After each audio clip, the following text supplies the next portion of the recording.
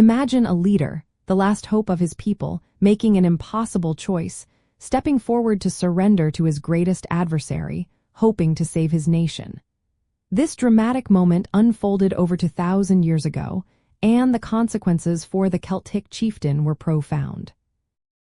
After the decisive Roman victory at the Battle of Alesia, Vercingetorix, the chieftain of the Arverni and leader of the united Gallic tribes, surrendered to Julius Caesar.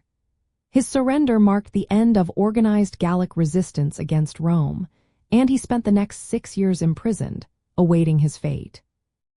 Vercingetorix's surrender was a calculated, albeit desperate, act.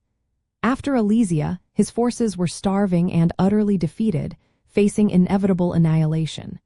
He chose to offer himself as a sacrifice, hoping that Caesar would show mercy to his people in return.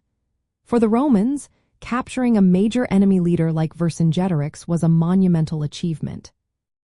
Roman generals, including Caesar, would traditionally display such captives in a triumphal parade, a public spectacle celebrating their military victories and solidifying their political power back in Rome.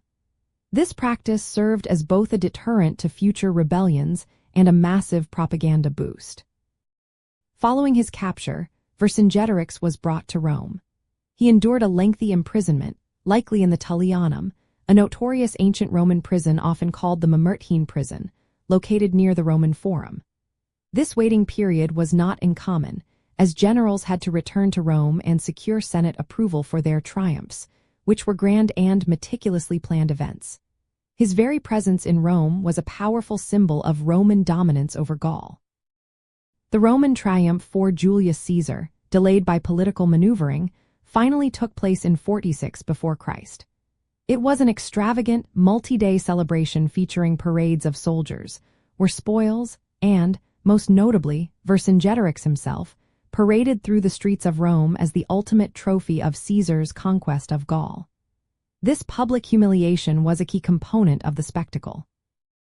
Immediately after the parade, Vercingetorix was led away and executed by strangulation in the prison, a common fate for high-profile enemies after being displayed in a triumph. Vercingetorix's story, from his valiant but ultimately doomed rebellion to his tragic end, offers a powerful glimpse into the brutal realities of ancient warfare and Roman political practices.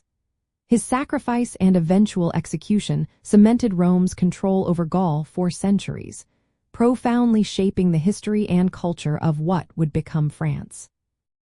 Understanding his fate helps us appreciate the immense human cost and the far-reaching consequences of Caesar's Gallic Wars, revealing how one man's final act influenced the destiny of an entire region.